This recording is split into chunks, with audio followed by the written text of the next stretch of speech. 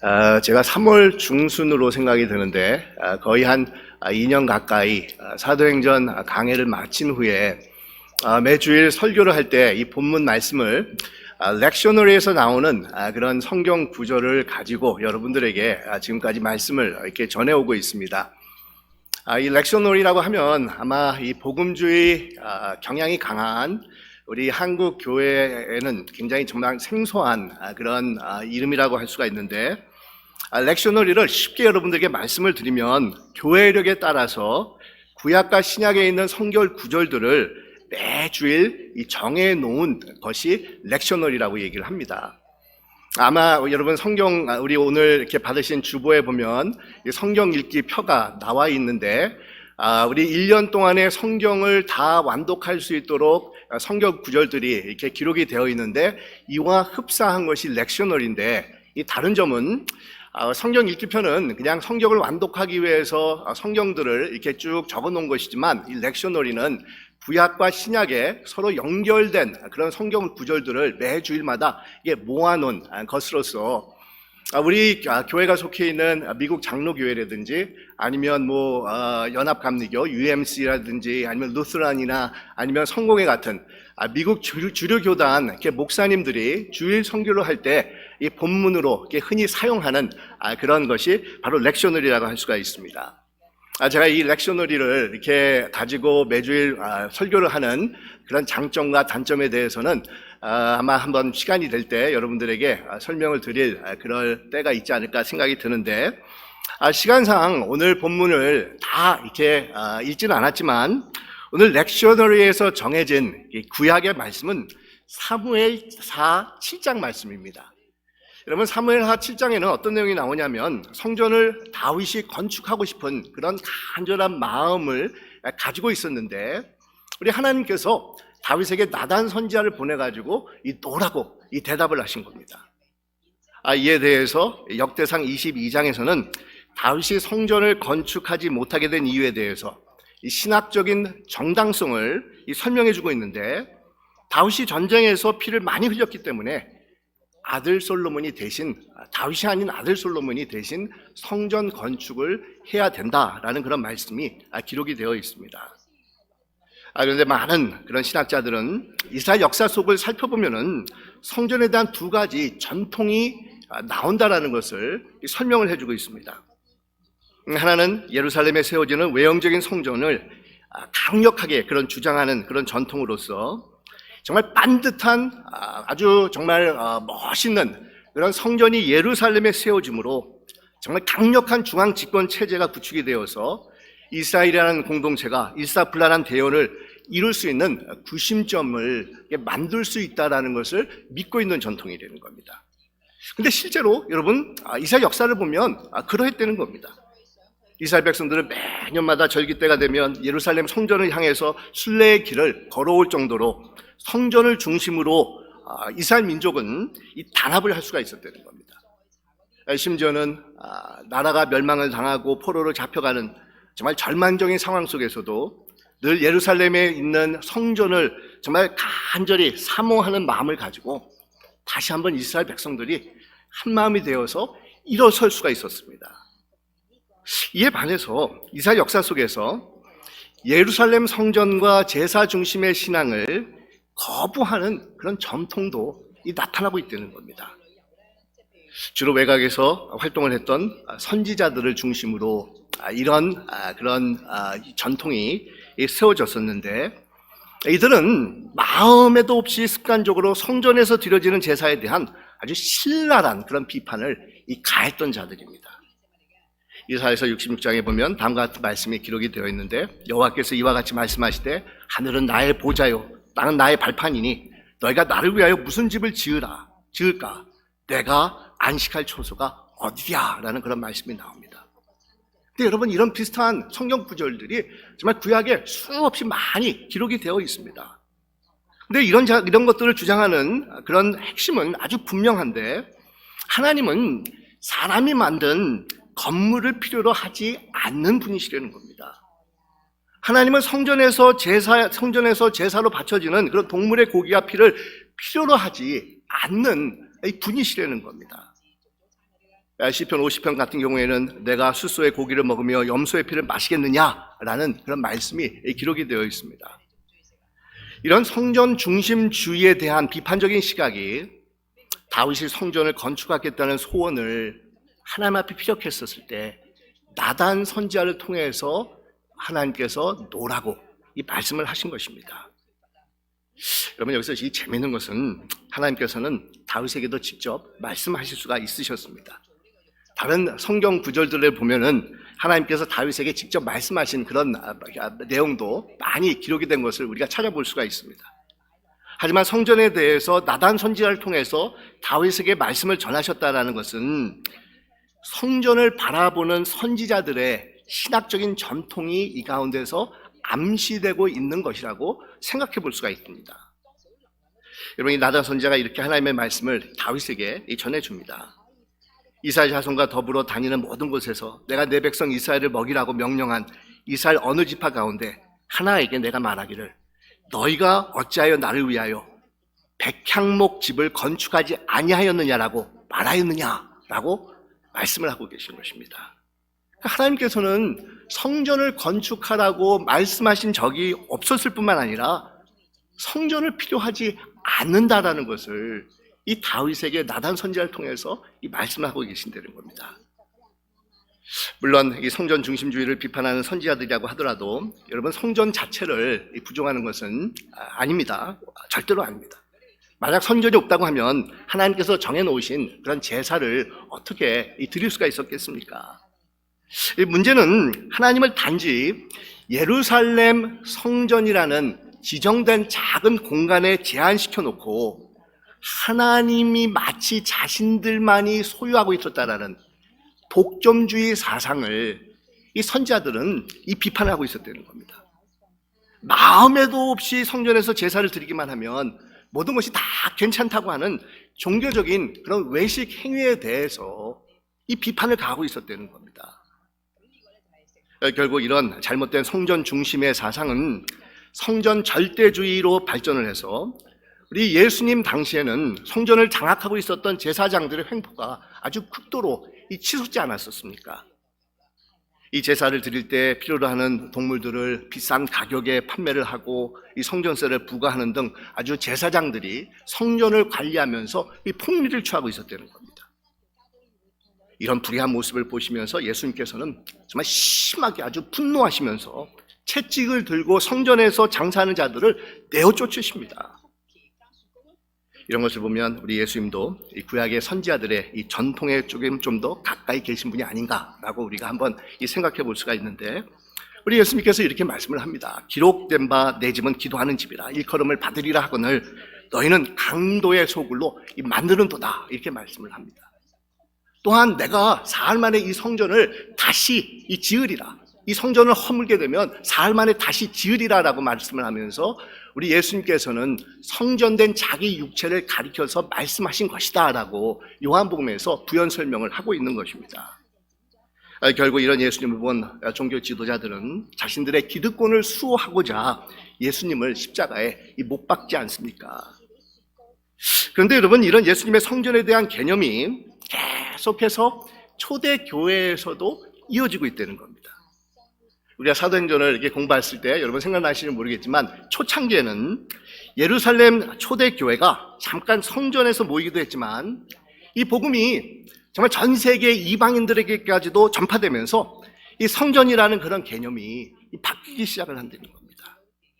일정한 장소에 있는 특정한 건물이 성전이 아니라 믿는 사람들의 모임 자체가 성전으로 보기 시작하는 그런 성전에 대한 확고한 신학적인 개념이 세워지기 시작을 한 것입니다. 우리 예수님께서 말씀하시는 성전의 진정한 의미를 복음을 받아들인 사람들이 깨닫기 시작을 한 것입니다. 그런데 요즘을 보면 계속해서 교회 건물을 성전으로 이렇게 말씀하시는 그런 분들을 볼 때가 있는데, 물론 여러분 편의상 그렇게 말을 하고 있는 것을 제가 알지만 성경으로 봤을 때 가리키고 있는 아주 진정한 성전은 눈에 보이는 가연적인 건물을 말하는 것이 아니라는 겁니다. 교회 건물은 예배를 드리기 위해서 필요한 그런 장소이지 건물 자체가 하나님께서 거하시는 성전이 아니라는 겁니다. 그것을 오늘 우리가 봉독한 예배소서 본문이 분명하게 말씀을 해주고 있는데, 이 세 가지로 하나님께서 거하시는 이 성전의 특징을 우리에게 설명을 해주고 있습니다. 먼저는 진정한 하나님의 성전은 건축물이 아니라 십자가의 능력으로 모든 사람들이 차별 없이 모이는 곳이라는 사실을 우리에게 오늘 본문에서 일깨워주고 있다는 겁니다. 여러분, 유대인들은 선면의식을 가지고 할례를 받지 못하는 그런 이방인들에 대한 아주 정말 혐오함과 경멸함을 가지고 있었던 그런 사람들인데, 그래서 이 기도를 드릴 때는 자신들이 개나 이방인으로 태어나지 않은 것에 대해서 하나님 앞에 감사를 드리는 그런 기도를 드렸고, 또 유대 문헌에 보면은 이방 여인이 해산을 하게 되면은 절대로 도와주면 안 된다라는 그런 기록도 있다는 겁니다.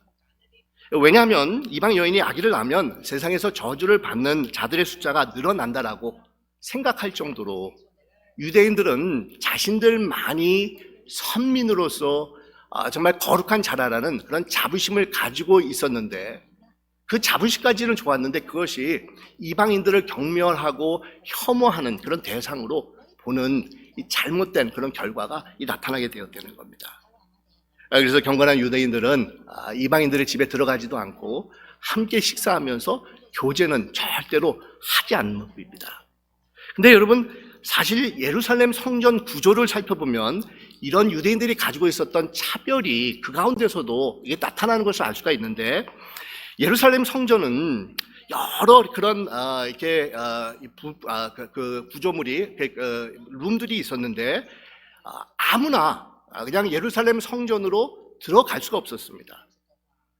깊은 예루살렘 성전 안으로 들어가서 하나님 앞에 제사를 드릴 수 있는 사람은 오직 할례를 받은 이스라엘 백성들만이 들어갈 수가 있었다는 겁니다.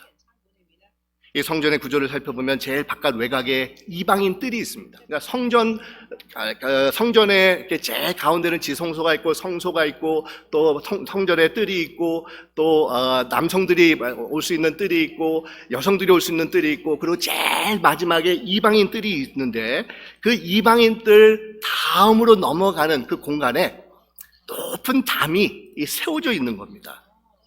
그러면서 거기에는 헬라어와 라틴어로 이런 문구가 기록이 되었다고 하는데, 어떤 이방인도 이 담 안으로 들어오는 것을 금한다. 어기는 자는 사형에 처한다. 라는 그런 문구가 기록이 되어 있었다는 겁니다. 이런 성전의 구조를 잘 알고 있었던 사도 바울은 이 성전의 이방인들을 가로막고 있었던 담을 빗대어 가지고 이방인들과 유대인 사이에 막힌 담을 우리 예수님께서 신이 허무셨다라는 것을 강조하면서 말씀하고 있습니다. 그러니까 우리의 진정한 성전이 되시는 예수님 안에서 모든 자들이 이제는 할례를 받은 자들이나 할례를 받지 않는 자들이나 남자나 여자나 상관없이 이제는 떳떳하게 우리 모두가 하나님께서 임재하시는 그런 지성소 안까지 들어올 수 있다라는 것을 말씀하고 있습니다. 그러니까 십자가 안에서 모든 담들이 무너져 내려서 이제는 정말 세상 모든 사람들이 사죄의 은총을 받는 하나님의 자녀가 될 수 있다는 겁니다. 서로 간에 세워져 있었던 불신의 벽, 반목의 벽, 저주의 벽, 정말 차별의 벽이 무너지면서 새로운 공동체가 세워진 것을 말씀하고 있는 겁니다. 예수 그리스도 안에서 유대인들과 이방인들이 나란히 함께 앉아서 하나님을 찬양하고 예배하는 상상할 수 없는 그런 놀라운 기적이 일어난 것이라는 겁니다. 이런 놀라운 역사를 오늘 본문 말씀 16절에서 십자가로 이 둘을 한 몸으로 하나님과 화목하게 하려 하심이라. 원수된 것을 십자가로 소멸하시고 라고 말씀하고 있고, 또한 이 둘로 한 세 사람을 지어서 화평하게 하셨다라고 이 말씀을 하고 있습니다. 그러면서 세 사람이라는 그런 단어가 나오는데, 이 세 사람은 전혀 함께 할 수 없는, 섞일 수 없는 유대인들과 이방인들을 하나의 세 사람으로 만드셨다라고 하는 바로 이 세 사람입니다. 이 세 사람은 바로 예수 그리스도의 십자가의 은총으로 하나님의 자녀가 된 교회 공동체를 가리키고 있는 단어입니다. 그러니까 화평의 왕으로 오신 예수님께서 십자가를 지심으로 유대인들과 이방인들 모두를 하나로 부르셔서 하나님의 새로운 사람들이 거하는 이 교회가 세상에 탄생할 수 있는 역사를 베풀어 주신 것입니다. 여러분, 세상의 질서는 분열과 갈등과 차별로 얼룩져 있지만 십자가로 인해서 사랑과 화평과 연합이라는 새로운 하나님의 질서가 교회 공동체 안에 세워지게 된 것이라는 겁니다. 사실 우리가 살고 있는 이 세상을 바라보면 여러 면에서 양분화가 되어 있는 것을 우리가 쉽게 발견할 수가 있는데, 특별히 이번 코로나로 인해서 그 괴리가 점점 더 깊어지는 것을 우리가 볼 수 있지 않습니까? 빈부의 차이며 이념의 차이며 세대의 차이며 인종의 차별이며 성별의 차이며 신문의 차이 등 수없이 많은 그런 사회의 분야가 쪼개지고 갈라지고 찢어지면서 서로가 서로를 증오하고 화합하지 못하는 그런 모습을 가지고 있는 곳이 바로 세상이라는 겁니다. 작년에 미네소타에서 플로이드라고 하는 그런 흑인이 사망을 한 계기로 정말 인종차별에 대한 경각심이 굉장히 이렇게 많이 올라갔음에도 불구하고 여전히 인종차별의 그런 모습들이 사라지지 않고 이번에는 우리 아시안들을 향한 증오 범죄가 늘어가고 있는 그런 형편에 놓여져 있다는 겁니다. 근데 여러분, 이것은 이상한 것이 아닙니다. 이것이 세상입니다. 십자가를 가지지 못한 세상의 그런 모습이라는 겁니다. 하지만 교회 안에서 이런 차이와 차별은 있을 수가 없습니다. 왜냐하면 하나님의 성전인 교회는 십자가로 한 몸을 이루고 원수된 것이 소멸이 된 자들이 모인 이 공동체가 되기 때문이라는 겁니다. 하나님의 교회 안에서는 어떤 차별이나 어떤 담들도 절대로 존재할 수가 없습니다. 만약 존재한다고 하면은 그것은 모든 담을 허물어뜨린 십자가의 능력을 믿는 교회가 아니라는 겁니다. 하나님의 교회가 될 수가 없다는 겁니다. 여러분, 우리 세수한 교회 안에도 자라온 배경이 다르고 생김새가 다르고 또 성격이 다 다른 그런 분들이 모여서 우리 하나님의 성전을 이루고 있는 것을 우리가 볼 수가 있는데, 하지만 여러분, 이렇게 각기 다른 다 각기의 개성을 가지고 있는 자들이지만 그리스도의 십자가의 놀라운 은혜로 우리가 하나가 되었고 새 사람이 되었고 교회 공동체의 일원이 되었다는 겁니다. 십자가의 은혜로 우리는 하나님으로부터 용서를 받은 자들이 되어서 이 자리에 함께 모여서 하나님을 찬양하고 예배하는 그런 자들로 앉아 있을 수가 있다는 겁니다. 언제든지 하나님을 만날 수 있는 그런 자들이 바로 우리들입니다. 이런 우리를 가리켜서 가족 공동체라고 이 말을 하고 있다는 겁니다. 성전의 진정한 그런 모습입니다. 또한 진정한 하나님의 성전은 예수 그리스도란 모퉁이 돌 위에 올려져 있어야 된다는 것을 오늘 본문에서 말씀하고 있는데, 여러분, 이 모퉁이 돌이라고 하면 건물에서 제일 밑에 있으면서 가장 기초가 되고 가장 기본이 되는 그런 돌을 말하고 있습니다. 이 건물을 지을 때 먼저 이 모퉁이 돌이 자리를 반듯하게 잘 잡고 있어야만 이 모퉁이 돌을 기준으로 맞추어 가지고 다른 많은 벽돌들이 그 위에 차곡차곡 쌓여지면서 이 반듯한 그런 건물이 만들어져 갑니다. 우리 옛말에도 이 첫 단추가 잘 끼워져야지 다음 단추들도 잘 끼워진다는 그런 말이 있는데, 만약 여러분 첫 단추가 잘못 끼워지게 된다고 하면은 그 다음 단추들이 다들 잘못 끼워지게 되면서 옷 모양새가 제대로 날 수가 없습니다.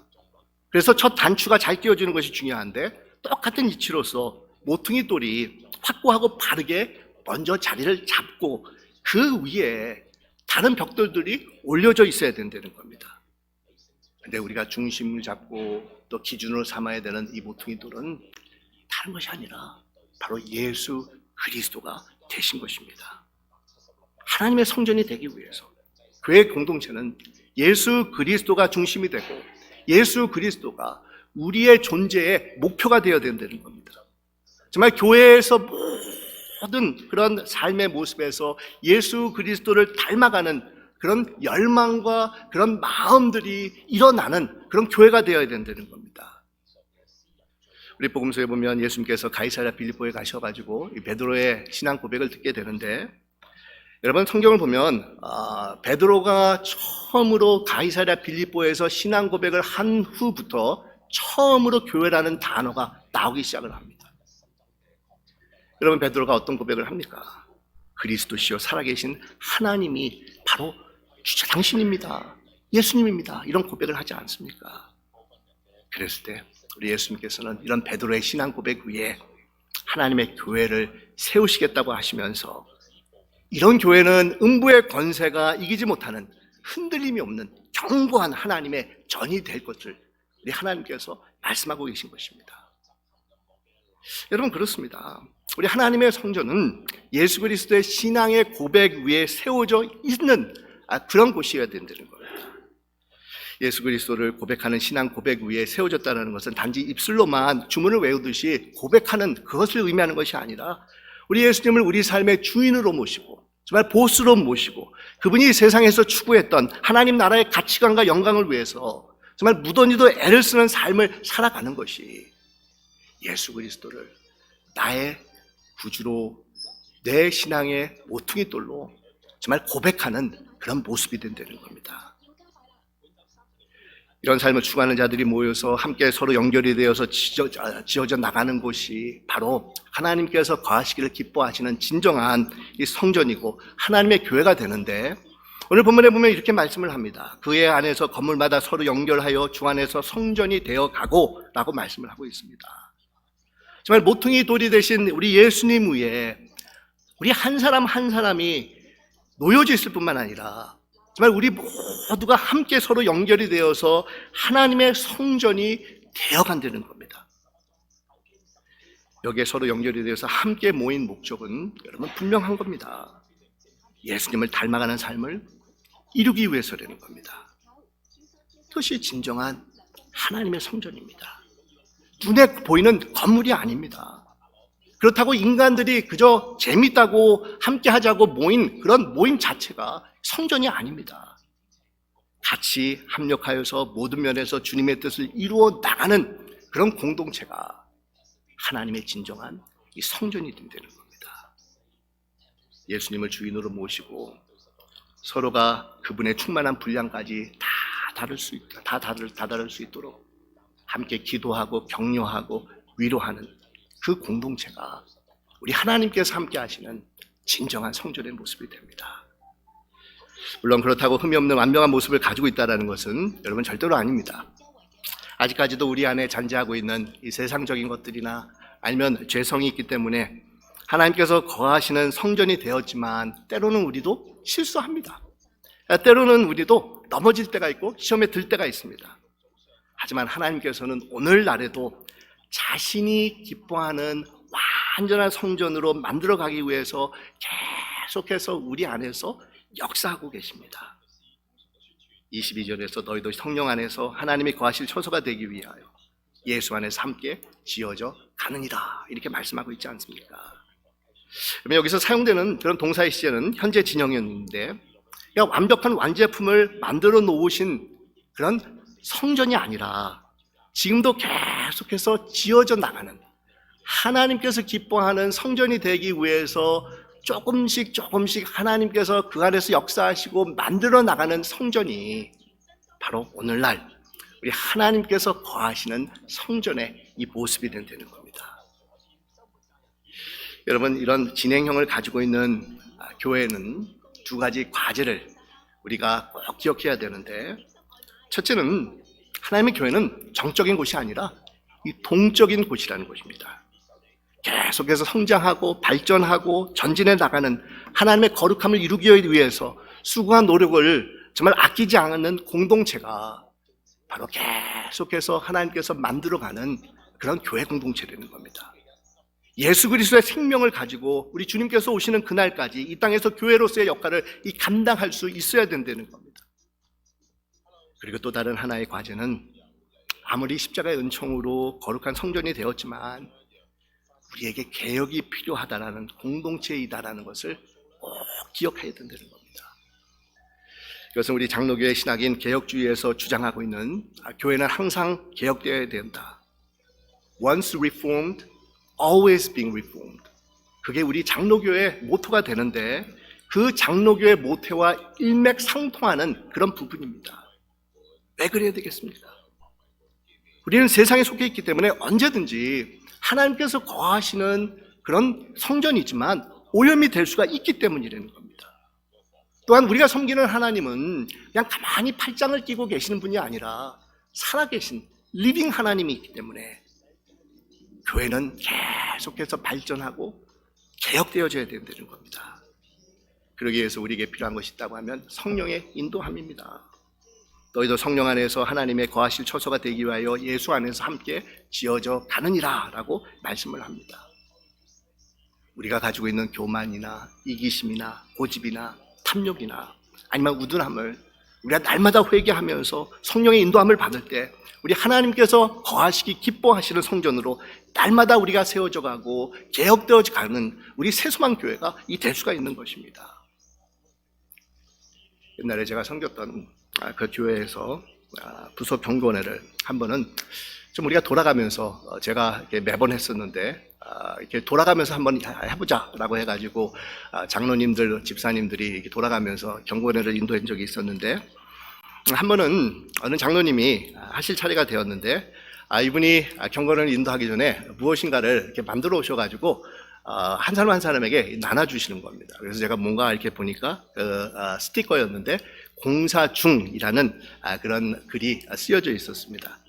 그러면서 이분이 왜 이것을 나눠줬는가를 이제 경건회 때 이렇게 말씀을 전하면서 설명을 하시는데 자신의 성격 중에서 참 정말 고치기 힘든 그런 부분이 있었는데 그것 때문에 가족들에게 너무도 많은 아픔과 상처를 가져다 줬는데 아무리 기도를 하고 노력을 해도 좀처럼 개선이 되지 않는다는 겁니다. 완고하고 불과 같은 그런 성격 때문에 아내와 자녀들에게 상처를 주고 그런 자신을 보면서 또 자기도 괴롭고 또 회개도 해보지만 또 다시 이런 성격이 나타나는 것을 보면서 또 절망과 낙심에 빠지면서 계속해서 이런 일들이 반복이 되어 가다가 오늘 본문인 예배소 말씀을 묵상하면서 자신의 삶을 지금도 하나님께서 만지시고 수정해 나간다라는 것을 깨달으셨다는 겁니다.